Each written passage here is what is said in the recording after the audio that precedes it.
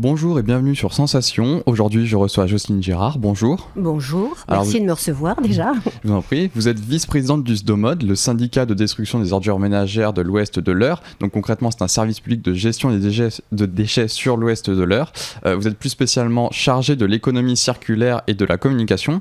Alors pour commencer, pouvez-vous expliquer à nos auditeurs en quoi consistent les actions du SDOMOD? Comment est-il né? Quels sont ses objectifs? D'accord, alors donc le SDOMOD existe depuis environ une vingtaine d'années. Depuis le moment où le tri sélectif s'est mis en place dans le but de, bien sûr, de réduire considérablement les déchets. Donc le SDOMOD, c'est 6 collectivités adhérentes, c'est-à-dire c'est à peu près tout l'ouest du département de l'Eure. Voilà.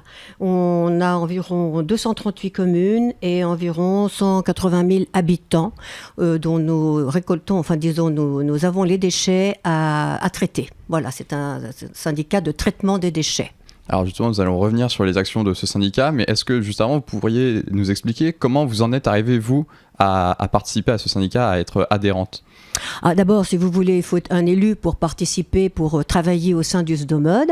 Et après, bien sûr, c'est un système d'élection avec des délégués, des vice-présidents, un président. Voilà. Et nous travaillons tous dans le même sens, avec d'ailleurs un très, très bon esprit. Et donc, le but est effectivement, en ce qui concerne ma commission, c'est de travailler sur l'économie circulaire, sur la réduction des déchets. En travaillant sur la réduction des déchets, on a mis en place le stop pub qui est efficace quand il est respecté c'est très important, bien sûr. La Poste ne doit pas donner tous les prospectus quand il y a un stop pub sur les boîtes aux lettres. On a travaillé aussi sur vous savez, la réduction des déchets avec le compost, les composteurs qu'on a mis en place dans toutes les communautés de communes. Les gens pouvaient acheter des composteurs dans ces communautés de communes ou ailleurs pour éviter vraiment considérablement la production des déchets de cuisine, les fleurs, les épluchures, enfin plein de choses qui font qu'on a moins de déchets. Et donc, nous avons aussi travaillé récemment dans les cantines sur le gaspillage alimentaire. Donc, pour éviter aussi, encore une fois, un gaspillage qui coûte cher aux collectivités. Voilà. Alors, je l'ai dit en préambule, vous êtes vice-présidente chargée de l'économie circulaire, mais concrètement, qu'est-ce que c'est l'économie circulaire? Alors, l'économie circulaire, c'est une action qui soutient une activité locale génératrice d'emplois. Alors, les enjeux de l'économie circulaire sont environnementaux, économiques et sociaux. Il vise à diminuer la quantité de déchets et de répondre à une conduite écologique qui préserve nos ressources terrestres. Il est bien évident que nos matières premières ne sont pas inépuisables et c'est donc pour éviter, une trop grosse consommation de ces matières premières que l'économie circulaire s'est mise en place. C'est aussi de redonner une seconde vie à nos objets. C'est la raison pour laquelle, avec l'ADEME, l'Agence de l'environnement et la maîtrise de l'énergie, nous avons eu cette idée de créer une ressourcerie. Voilà. Alors justement, j'y viens à la ressourcerie. Pour expliquer à nos auditeurs, quel est le principe d'une ressourcerie tout d'abord ? Alors, le principe d'une ressourcerie, c'est de collecter au maximum les objets qui peuvent avoir une deuxième vie, c'est-à-dire quasiment tous les objets, sauf les matelas pour une question d'hygiène. Voilà. Donc, hormis ça, on reçoit tout, la vaisselle, les meubles, l'électroménager. Même le cas particulier de notre ressourcerie, c'est qu'il y a un secteur dédié aux matériaux, aux entreprises qui ont un surplus de parquet, lavabo, carrelage, laine de verre, parpaing, tuiles, toutes les choses qui peuvent intéresser le particulier. Donc c'est très ouvert. Donc nous recevons donc tous ces produits-là afin de les mettre à la disposition des particuliers dans notre ressourcerie. Voilà, qui vient d'ouvrir ses portes le 15 juin. Mais c'était un projet que nous avions, si on peut dire, dans nos tiroirs depuis 2015. Et alors, est-ce que les professionnels, justement, vous en avez parlé avec les matériaux, est-ce qu'ils jouent vraiment le jeu ? Alors, écoutez, il faut bien sûr qu'il y ait une communication qui soit, disons, assez large pour qu'ils prennent l'habitude de ça. Mais nous y travaillons et justement, aujourd'hui, c'est une opportunité éventuellement de les contacter par l'intermédiaire de Radio Sensation et de pouvoir, disons, les motiver pour qu'ils nous apportent le maximum de matériaux. Alors justement, un particulier, par exemple, comment peut-il faire pour venir vous donner quelque chose à la ressourcerie? Est-ce qu'il faut prendre contact avec vous auparavant? Comment ça se passe? Alors, vous savez que cette ressourcerie, elle est située à Menneval, 35 bis route de Rouen.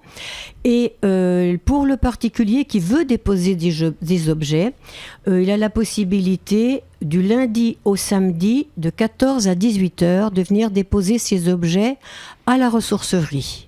Par contre, pour les personnes qui veulent acheter, visiter, se promener, parce que c'est un espace qui est vraiment très aéré, très bien organisé, donc le particulier qui veut venir, lui, c'est ouvert du lundi au samedi, de 10h à 12h30 et de 14h à 19h.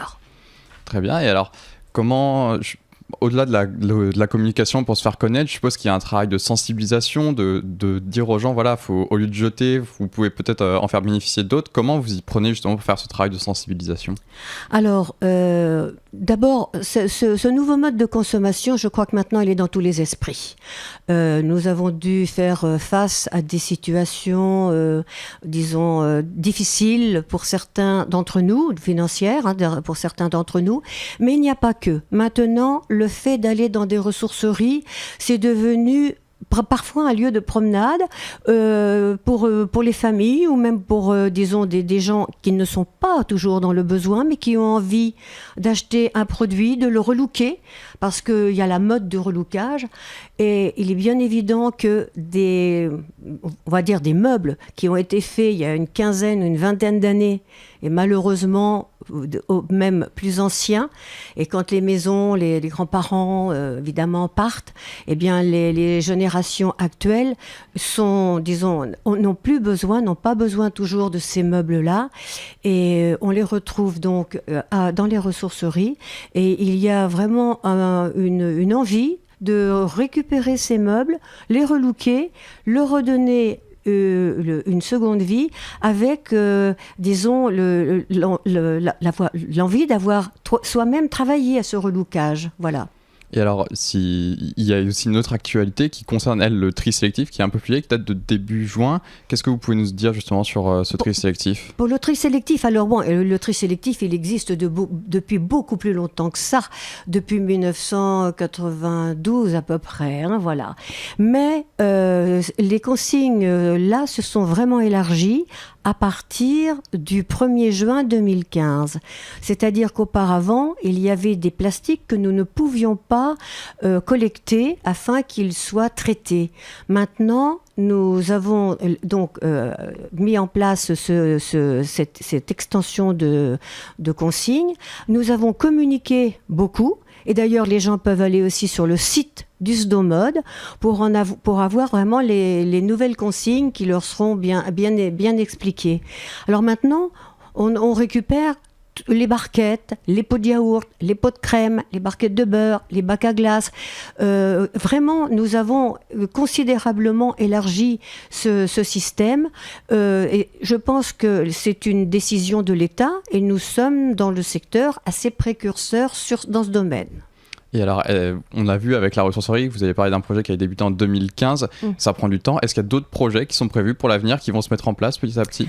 Alors là, pour revenir en arrière, avec l'ADEME, nous travaillons, comme je l'ai dit, depuis 2010 sur la réduction des déchets, avec divers programmes, le programme local de prévention.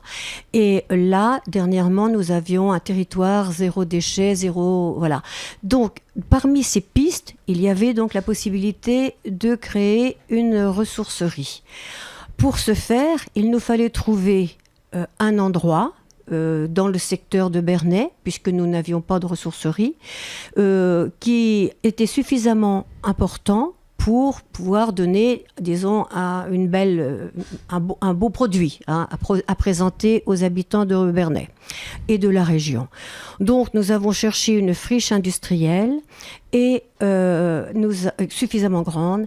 Et là, notre regard s'est posé sur l'ancien bâtiment Éclair Prime, qui existait dans les années 60. Alors, je suis désolé de vous couper, on arrive à la fin de cette émission. Je vous remercie, Jocelyne Girard, d'avoir été avec nous. Je rappelle que vous êtes vice-présidente du SDOMOD, le syndicat de destruction des ordures ménagères de l'Ouest de l'Eure, et vous êtes plus spécialement chargée de l'économie circulaire et de la communication. Vous pouvez retrouver cette émission en podcast audio et vidéo sur notre site et notre application Radio Sensation.